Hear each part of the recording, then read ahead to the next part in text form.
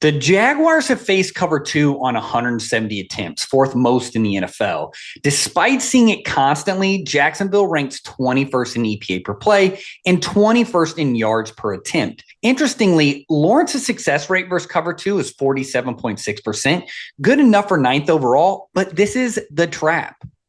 It tells us Jacksonville is competent in completing the check down and gaining 4 yards, which statistically is a successful play on early downs, but they lack the ability to create explosive plays or score. It's junk food for offenses. Trevor Lawrence consistently has shown he will take the check down, and defenses are content with that, which feeds right into the Bills' defensive philosophy. The Bills have been a stalwart split field defense since Sean McDermott took over the program in Buffalo. Recently, as offenses have shifted to heavier personnel, the defense has adjusted with more cover three looks. Still, Buffalo sits in a split field shell nearly 56% of the time on early downs. The narrative would say this is a bend don't break defense, but the Bills defense isn't stagnant. The narrative is wrong. Buffalo ranks third in the NFL in cover two efficiency, not because they are safe, but because they are deceptive. I call it passive pressure. In this breakdown of their win over Jacksonville, we are going to look at 3 specific things: how they use simulated pressures with coverage disguises to confuse the protection in the QB, how the Bills pair cover two with quarters to bait throws into match coverage, and we'll finish with how they lulled Trevor Lawrence to sleep with zone for 3 quarters, only to switch to 2-man for the game-sealing interception. Let's dive into the tape. And Trevor should have known what was coming. So we have a 2-by-2 formation. We have a running back in the backfield. We're going to have our mic drop. You look as he's going through his progression at the snap, you can see he's going to point to the nickel. Hey, we've got a reduction. The nickel's on the line of scrimmage. Alert. Blitz. As he goes through, you can clearly see he's looking to his left. The safeties start to creep real late. The ball hasn't come out yet. This isn't like this was at the snap of the ball. He clearly sees that this is going to be a cover two scheme. He gets the snap of the ball. He's going to look. He sees the linebacker drop to the middle. He sees the safety separate in the middle. He then is going to set and get to his spot in the pocket. He looks back, and what we have really here by Parker Washington is they're going to make it look like an out and then a bend back in. The linebacker here is playing vision. The mic is playing vision, and we have a cap safety. We're going to get press into the boundary, and we're going to get a trail or a squat technique opposite. So that smash into the boundary, that squat to the field, that's typically how you're going to play this. Lawrence is then going to just lock on Washington. Now, the overhang does him a favor by kind of drifting up, which allows Washington to really attack this space in the middle. And to Trevor, this looks like a lot of space. The problem is his vision. He's locked on Washington. Who's that going to bring? That's going to bring the Mike backer into that spot that Trevor's looking at, and that's exactly what happens. Trevor throws a layup into it, and we get Shaq Thompson on the pick. This is really easy. This is nothing disguised. If we go back to the beginning again, we're going to get our typical Tampa look. Trevor shouldn't have known this. He should have thrown this really tight and low, make the Mike backer really work for it. That's not what he does. The Mike backer gets it. And trust me, this will not be the last time that the Bills throw cover two at Trevor Lawrence. This is a 3rd and 8, and though it's on the fringe for man coverage, the Bills are going to go ahead and show that it's man, and then they're going to snap to a 2-roll coverage. There's not going to be a pressure on this at all. In fact, this is just an odd front rush with a hug rush on the running back, and then you can see that we're going to get a quarterback spy in case Trevor Lawrence wants to scramble. So we have our hug rush here, and then we're going to have a cut coverage with a big half. Our safety is going to roll, and then we are going to get cut and carry coverage on the opposite side.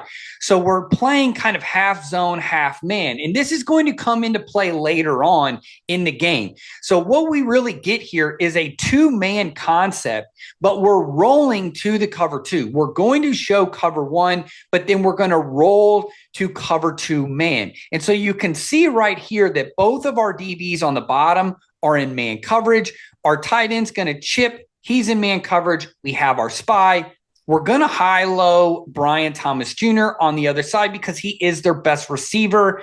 And then we get a kind of a double. If Parker Washington wants to go vertical, we're going to have a vertical on top of him. So we have swipe coverage to the boundary, which is the X. So we get a double on the X, and then we're going to have two-man opposite. Lawrence is going to set up. He's looking, he wants to throw it underneath, and Bishop just does a really good job of playing through the hands and forcing this ball to go high, which is exactly what swipe coverage is supposed to do. So right here, Lawrence really has no idea what this is going to look like. The running back is right here. We have a safety who's down who could easily blitz this. We have an odd front with a double mug alignment with both of our linebackers. We have another linebacker here that's kind of off. We can see that he's with the tight end. Everything looks like man coverage. Trevor's going to have to process this. He sees that there's some space on the outside, so he's going to attack it. But the problem is Bishop is really playing that low hip, and he's just looking for this and forcing this to go over him. And he just can't, the receiver just cannot bring it in. And this is really a win for the Bills defense. Later on in the game on third down, the Jaguars kind of hurry to the line of scrimmage and they get the Bills caught kind of near the line, but we're going to get a simulated pressure with a non-traditional Tampa 2 behind it. Both of these linebackers are going to attack the A-gaps. Both of our interior linemen are going to work cop or contain path. We're going to get both of our defensive linemen to drop out. We're going to have Cole Bishop kind of work to the middle hole. We're going to have our safety roll, and we're going to get this big half look here. And then our corner is going to come up and press. So that's where we get the cover two. Again, we're going to get a big half, flat push. We're going to get him in the middle of the field. We're going to get a roll to cover two, a trap corner. Remember, both of our linebackers are blitzing, and both of our seam defenders are going to come from the line of scrimmage. At the snap of the ball, you can clearly see where we're getting this simulated pressure. Both of the linebackers are attacking the interior of the gap, and then both of our interior linemen are really just working to cop, to get contained. The deal here is we actually have Benford swiped to the flat. We have the nickel swipe to the flat, but you can see later Benford was supposed to get to the big half. Luckily, they weren't able to capitalize on this. And so you can see here, we have Taron Johnson actually give Benford the signal, hey, you're supposed to get deep. So he ends up going deep. Bishop, because the ball was snapped early, is kind of low in the ground. He's seeing this mesh concept and he misses the OTB right behind him. Luckily, he kind of jumps back. And really, if you saw this on TV, Trevor really wanted this guy to sit in this window because Bishop had kind of overcompensated to kind of meet this mesh route on the other side to kind of help Bosa out. You can see that we have the corner trapping and pushing outside. You can see that we have our deep half, and we have our flat defender here. So Bishop's really kind of out of position. Lawrence really wants to throw this thing on the hash. But Washington continues to work to the middle of the field, and that forces Trevor to kind of throw it back and into space because if he throws it right there, Bishop probably is going to pick this. This is a really good example of two plays in a row where we get a man adjustment, kind of roll to a cover two man. Here's our roll to cover two zone, but they added a disguise in it. So this is another way that they threw cover two. Lawrence really doesn't know where to throw the ball. All the mesh routes are taken. He can't throw it outside. He wants Washington to sit here on the hash in this window. And because Bishop is right there in the middle of the field, because he overcompensated, he just kind of has to throw this thing in the dirt. Like a lot of split field defensive teams, the Bills will run those hybrid coverages that have really become famous in the Fangio system. And this is where we really see this come to play. This is not new to Trevor Lawrence. He's seen this before. So he's really kind of just looking at this backside safety. He sees him kind of squatting. You can actually notice that our cover two safety right here actually goes off of the board. Our quarter safety is going to kind of stay static and right near the sticks. That's really a signifier for quarters. So he sees the corner on top. The problem is they're showing you quarters and they're playing palms quarters, which means they're playing two reads. So any kind of flat push, the corner's going to jump down on it. This is not going to be static quarters. They actually are going to play palms on the backside. So Lawrence thinks he's got the flat because the corner is staying high. The safety is squatted on the sticks. He knows he's got a vertical inside 9, which is attacking the inside of the corner, which is a good concept to do even if you're getting palms. But the corner is able to come out and almost picks this off. So you can see here they've already kind of messing with him. Regular Tampa. Then we have Tampa rotations on third down. This is just really a base down cover 8 look, meaning that we're going to have the half to one side and the quarters to the other. But here's where the Bills get really good. And this is something that if you're focused on the ball, you're going to miss.